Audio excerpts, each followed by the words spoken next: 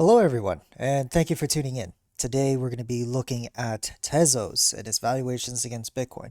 Um, Remember, if you do like this video and the other videos that I make on this channel, be sure to hit the like button down below and also consider subscribing. So, Tezos is doing fairly well today. It is up, 4.5%. However, and it has been doing well for the past 3 days, as is the rest of the crypto, like the altcoin market. A lot of them have been going up for the past 3 days. It's when Bitcoin kind of rallied that insane amount of, like, not insane, but it was like 8%, I believe. Starting from then, Bitcoin hasn't been dropping anymore, and altcoins have been rallying. However, we haven't for Tezos, in the perspective of Tezos, we haven't yet broken the past local high of about 8,700 Satoshis. Despite the past 3 days of rallying, we're still lower than that. Um, when looking at the current price against Bitcoin, Tezos is still within the this lower region here, and if I flip it to the weekly, you'll see how far we are from like macro tops, right? Like this one here that was put in just last year, here put in 2019, uh, so on and so forth. So we're far away from that, but we need to wait for Bitcoin, okay? And there are certain things we need to wait for Bitcoin in order to get like full on bullish on altcoins. And one of them is for Bitcoin to get back above the 20-week moving average, which is represented by the blue line here. We're still far away. We're about 40% away from getting to the 20-week moving average. Is about, yeah, 39%. And so this is not something that can be accomplished within a week, within a day, uh, within the hour, right? This is something that has to be played on for, several weeks, if not months. Until then, Tezos can have these good few days of rallying, maybe 10% in a span of 3 or 4 days, and it can, come back down the week after, and we're back where we started.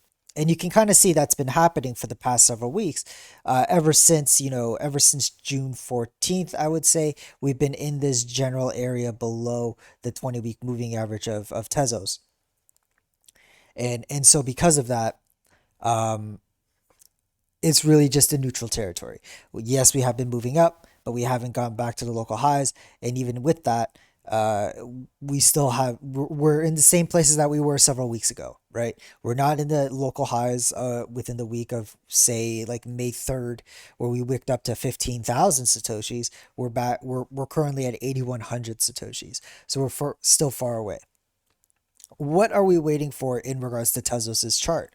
Well, one thing, it could be the 20-day moving average. That if we're able to break above the 20-day moving average, that's a step in the right direction. Obviously, when you look at the price of Tezos, I mean, even say going back to the pumps here, the 20-day moving average hasn't really acted as a strong means of support. So that's not something that we can really look at. What we can look at is Tezos, its movements linked up with the movements of Bitcoin by day and by week. So one thing we can do is just stack, like you see here, Bitcoin USD and then XTZ and Bitcoin. And so here you can see at the top, you see Bitcoin's price on Bitstamp. Below is Tezos, simple as that. And I have two areas highlighted here. Where do these land? So let's look at 2019.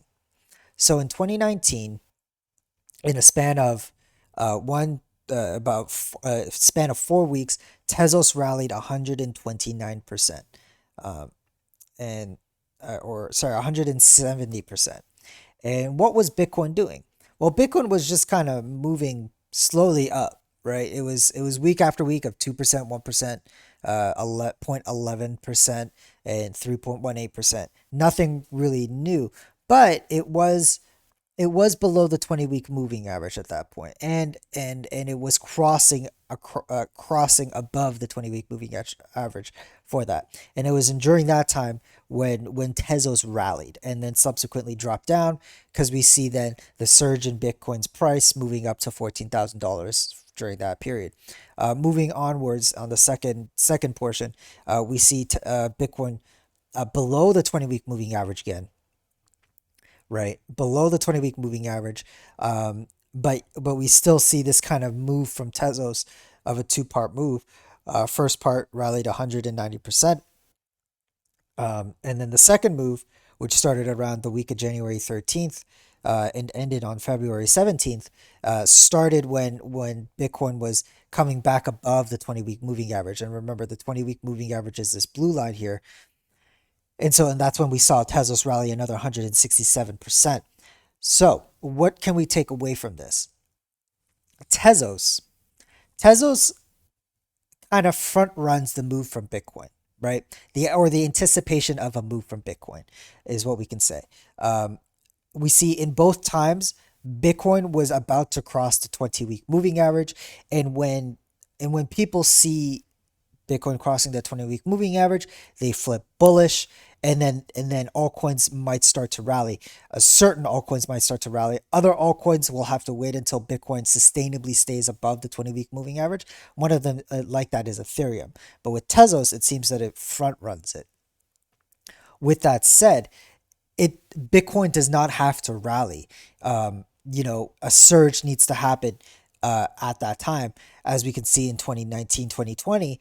As soon as Tezos rallied that 167%, coronavirus happened and then we dropped. But Tezos was able to hold this valuation fairly well during that period, and then subsequently dropped off when Bitcoin decided to rally. So, um, with that said, Bitcoin at the moment is nowhere near the 20-week moving average. Okay, is nowhere near the 20-week moving average. However, if there is the sentiment, if market sentiment believes that Bitcoin is going to cross the 20-week moving average, and it does, we should see some kind of move happening with Tezos just before, right? Just before. If that happens, then a congratulations, you're going to get a pretty good return on your Tezos, and B, buckle up, Bitcoin may be putting in a new run.